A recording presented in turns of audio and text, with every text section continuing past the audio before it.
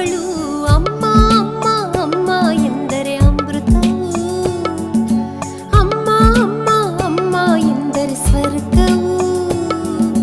ಅಮ್ಮ ಎಂಬ ಪದದಿಂದಲೇ ನಮಗೆ ಹೆಸರು, ಅವಳೇ ನಮ್ಮ ಬಾಳಿನ ಉಸಿರು, ಆಕೆಯೇ ನಮ್ಮ ಬದುಕಿನ ಹಸಿರು.